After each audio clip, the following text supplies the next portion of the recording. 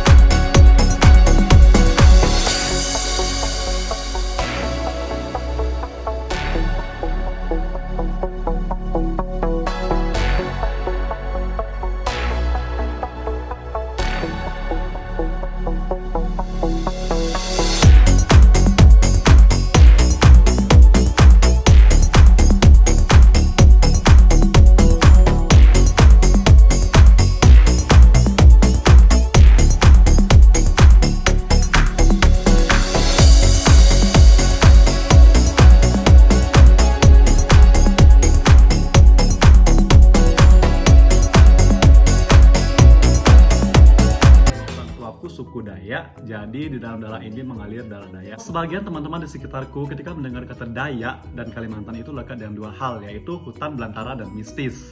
Ada pertanyaan-pertanyaan itu yang sering banget aku, di belakang rumahmu pasti hutan belantara. Di Kalimantan itu ada orang jual tahu, tempe, mamang bakso dan segala macam. Hello. Terus ada lagi pertanyaan lebih ekstrim itu. Katanya kalau misalnya jatuh cinta sama gadis Dayak, terus mempermainkan gadis Dayak, kalian bisa pulang tinggal nama. Orang Kalimantan kalau misalnya kuliahnya di Jawa, di luar negeri, pasti kalian anak orang kaya.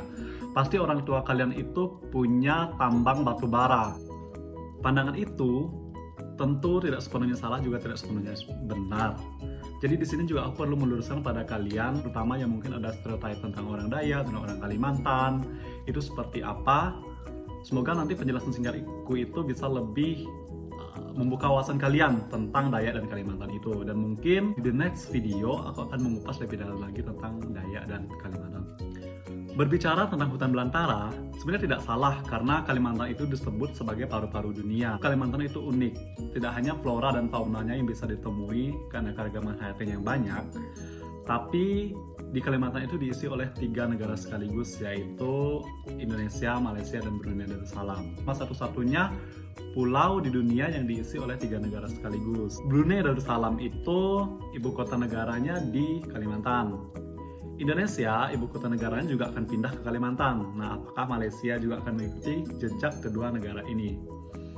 Membahas tentang mistis dan ilmu gaib, memang masih ada di beberapa tempat itu yang lekat dengan hal-hal mistis ini. Sebenarnya hal mistis di Kalimantan itu ada, dulunya ada. Tapi itu sekitar 60 atau 70 tahun yang lalu di generasinya kakek nenek kita. Kemudian saat agama mulai masuk di generasinya papa mama kita, itu hal-hal gaib itu tidak dipelajari sama sekali, sampai padahal generasi kita sekarang tidak tahu apa-apa lagi mengenai hal-hal mistis dan ilmu-ilmu gaib itu. So guys, main-mainlah ke Kalimantan, apalagi Kalimantan sekarang lagi di seluruh dunia karena rencana kepindahan ibu kota negara Indonesia ke Kalimantan. Di sana kalian akan disambut dengan sangat baik oleh orang-orang Kalimantan. Kalian akan bertemu dengan pulau yang nyaman, pulau yang aman, jauh dari bencana. Kemudian kalian akan bertemu dengan alam yang indah, orang-orang yang ramah, dan pasti bonusnya kalian akan bertemu dengan gadis-gadis Dayak yang cantik-cantik.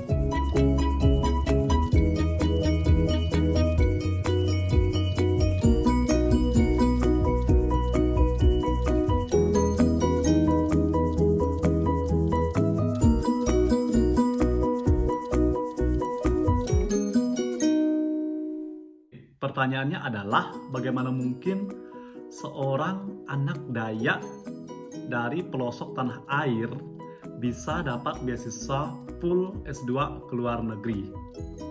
Satu digarisbawahi bahwa dulu aku waktu kecil itu suka berandai-andai dan juga suka membuat catatan-catatan kecil. Jadi catatan-catatan kecil itu isinya keinginan-keinginanku yang mungkin aku bisa capai entah berapa tahun berikutnya. Contoh catatannya itu pengen menikmati musim dingin di luar negeri. Aku pengen mengunjungi 3 dari 7 keajaiban dunia. Mimpi-mimpi kecil ini sebenarnya hal-hal yang iseng gitu, tapi terpatri sama keinginanku.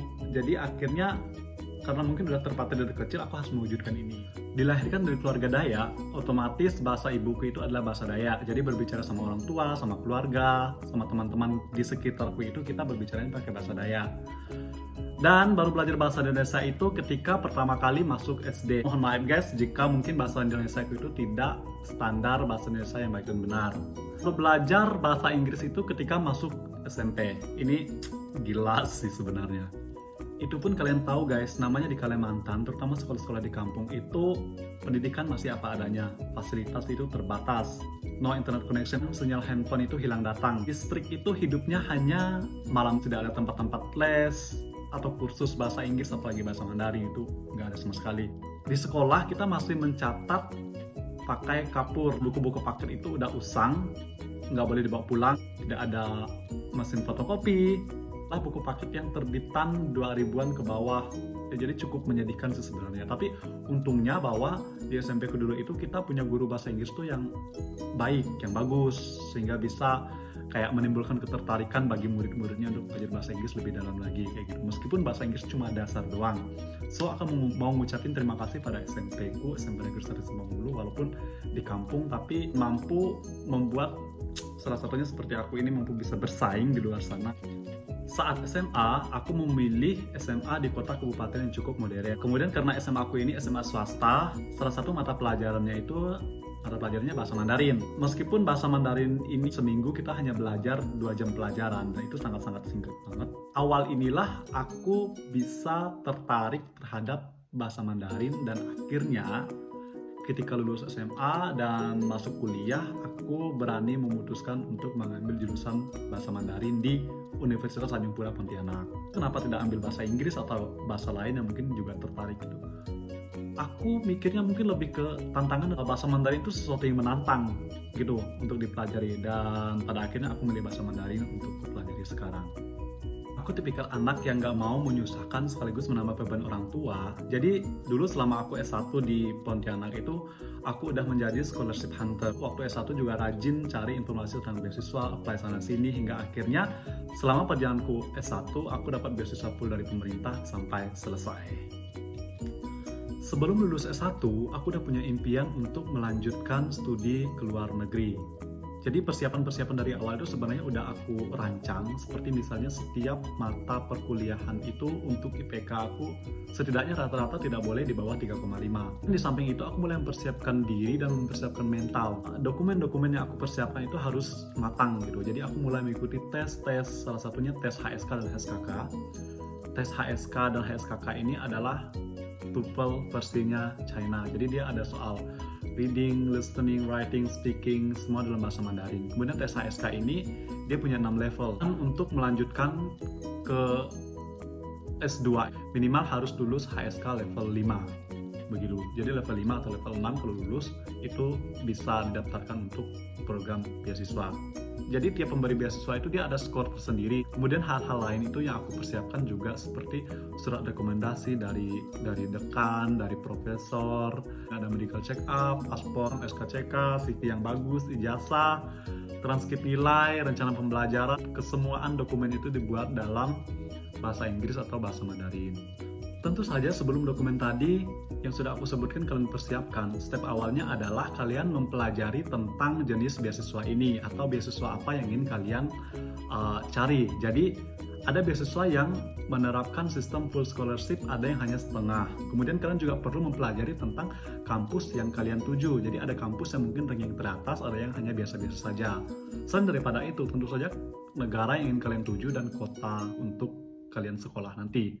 Oke, jadi aku daftar jenis beasiswa ini namanya Confucius Institute Scholarship. Dia sudah ada daftar sekolah atau universitas mana yang bisa dipilih untuk kita apply beasiswa nantinya.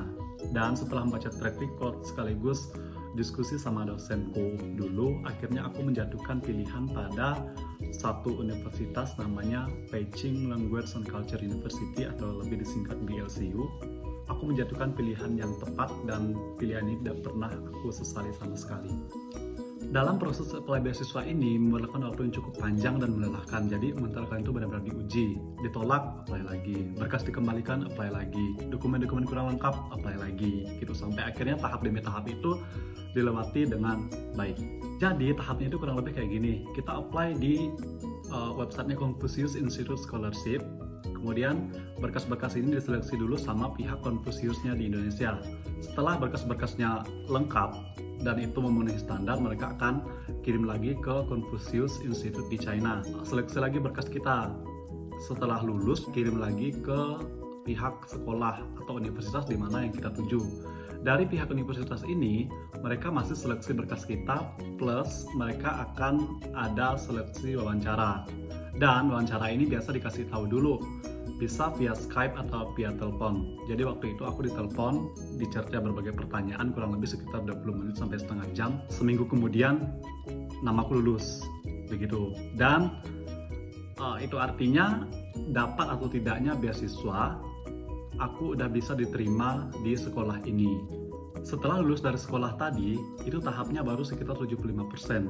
Karena sekolah itu mengembalikan kepada pihak Confucius Institute apakah orang ini layak untuk diberi beasiswa full atau tidak, dan itu keputusannya mutlak pada Confucius Institute. Dan sebulan kemudian itu akhirnya aku dapat email dari Confucius Institute yang menyatakan bahwa aku lulus dan diterima, dan itu gila, happy-nya luar biasa. Aku nggak bisa berkata apa-apa, itu kayak sejenis terharu.